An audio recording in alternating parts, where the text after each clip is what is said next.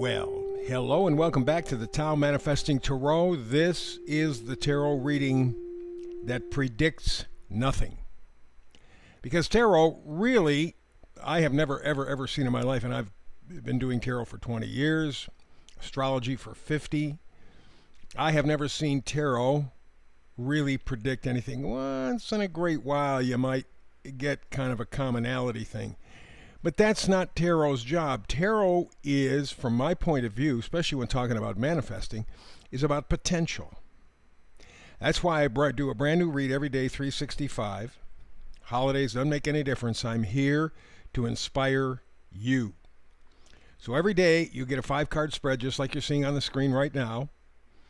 And I will go through it from an energetic point of view. That's what life is all about, right? Frequency, energy, right? So, being that we got 8 billion people on the planet, the odds of me even connecting with 100,000, which is a fraction of a fraction of a fraction, even connecting with 100,000 people would be unlikely. We're all different. We're all here for different reasons. We all have been brainwashed into thinking we can be whatever we want. The key word there is want. Not everybody wants to be a doctor. Not everybody wants to be a movie star. Not everybody wants to work in a fast food job. Not everybody wants to be a teacher or a plumber or whatever. And sometimes, because I believe most of life is fate, chance, you're kind of guided, and that's where the astrology comes in, because while tarot is potential, astrology is timing. And I believe, in fact, John Lennon of the Beatles said that life is what happens when you're busy doing other things. That's what it is. Well, I plan to do this, I plan to do this. And very often, if it's really, especially if it happens younger in our lives, like in our very early teens, there is something about that imprint that will kind of push us in that direction. But even then, very often the way it all comes about is kind of a mystery. You know, it's like, do they still do pinball machines? Well, it's kind of like a pinball. You get bounced around, you come to this person, you talk to this person who puts you onto this person who opens up this door of opportunity, and I don't care if you're a billionaire. Everybody is where they are because of luck, fate. So, with manifesting tarot, what I do is inspire you. If today's reading resonates with you, follow it. Even if it's a little resonance, because, it's the old comment about the big oak tree comes from a little tiny acorn. Small ideas, if this reading or any reading resonates with you, it's just a little bit, play with it. Because you may be surprised where that leads. That may be the door to your fate. And the trick is not to look at yourself as a 10, because nobody is a 10 or close. Nobody. But to be realistic with yourself and go, okay, like for example, me. I'm an old guy, been around for a long time. I'm not handsome, don't have a lot of money, and I can get codgety sometime. I can get to be a bit of a jerk. But my value when I look in the mirror, which I don't often do at this age anymore, I figure on a good day 3, 4, and I'm okay with that. Maybe when I was younger in my 20s, maybe I was a 5, 6. But I was never close to a 10, ever. And I'm certainly farther away from it now than I've ever been. But you know what? I'm okay with that. Not that I accept mediocrity. I accept where I am. What that does is give myself permission, give myself approval. I don't need to get it from somebody else. I don't need somebody else to tell me how wonderful I am, how great I am, how this. I don't need to be validated by anybody, because that makes me a prisoner to my insecurity. Oh, please, tell me some more. Tell me some more. Tell me some more. That's the problem with actors, entertainers. I got to get the applause. I got to get the applause. I got to get the applause. Well, what you're doing is you're making yourself more insecure. 3 or 4 at my age, I'm content. Satisfied? No. And every day I work in my ways. I walk 3 miles along one of the Great Lakes every day, no matter what the weather is. I do this every day. I have other projects every day just to keep me focused, just to keep me active, just to keep me busy. And so at a 3 or 4, I'm like, okay, there's be tons of room for improvement. I'm not going to make it. That's all right. And I give myself a pat on the back. I validate myself and I move on, continuing to work on the project known as me. That's where manifesting tarot energy comes from. So if that frequency, even if it's tiny, resonates, go for it. You don't know where that is going to lead.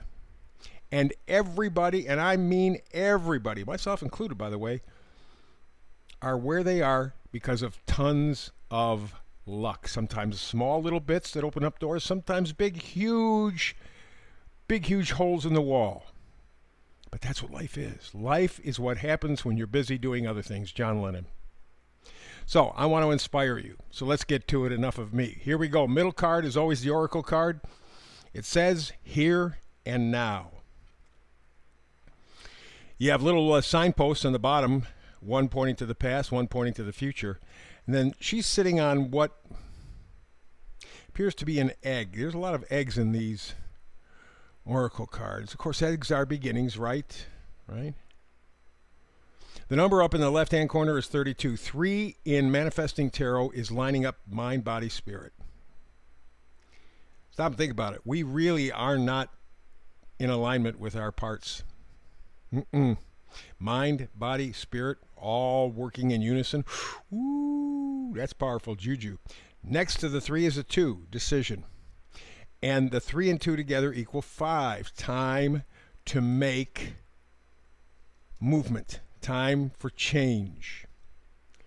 So what we're looking at is focusing on the here and now, because there is something in the here and now that you don't want to miss.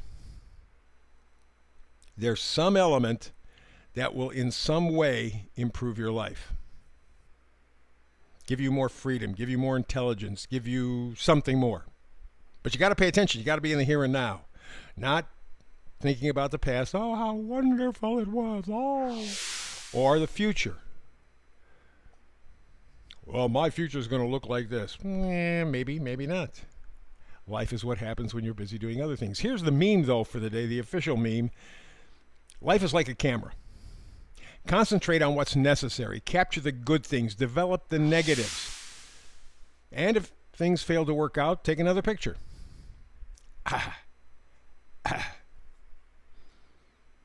Be in the moment.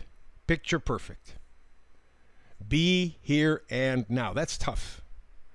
Because we're so used to distracting ourselves that being in the here and now, man, that's a task. And of course, that goes back to when I was talking about lining up mind, body, spirit. If you have lined up your mind, body, spirit energies, you are in the moment. You're here now.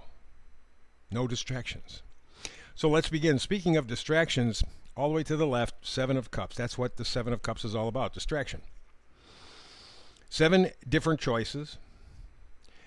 And Cups says these are things that we have an emotional relationship with, usually positive, usually, to some level, addictive. And if you take a look at society today, that 7 of Cups is what we have in front of us.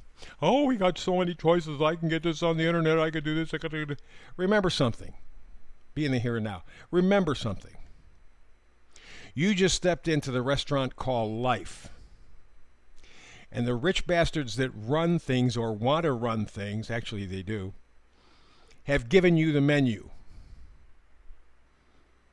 Now, there may appear to be a lot of things on the menu, but they're choices they're allowing you to have.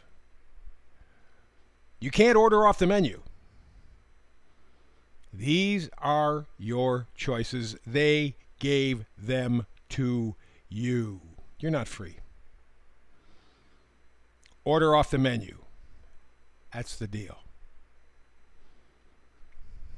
So that's what the 7 of Cups is all about. You think you're getting something. You think you have choice. Let me give you an example. When I was growing up, The Wizard of Oz, which was originally made in 1939, I was not around then, but I was around in the 50s. And I think it was, 54, 55, 56, somewhere in there, somewhere in the middle 50s.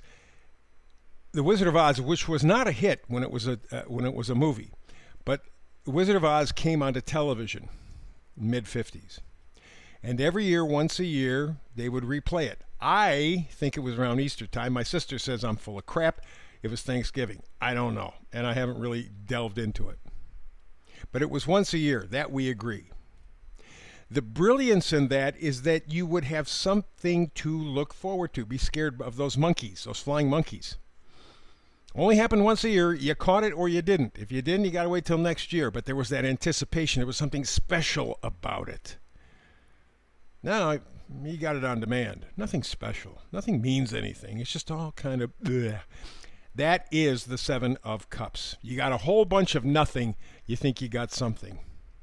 And what that does is hit you like the Five of Pentacles, because you have all this distraction that you are invested in, and it means nothing. And you're like this guy sitting out front. It's in the older versions of tarot cards, he and probably his mother are walking across a church. The light's on, as you can see. They could go in. It's winter. They're not dressed properly. As you can see, he's got a little cane, so he's handicapped. They could go into the church and at least sleep on a pew, stay warm, maybe even get a meal. They don't. They're not worthy. They don't value themselves. They don't pentacle themselves.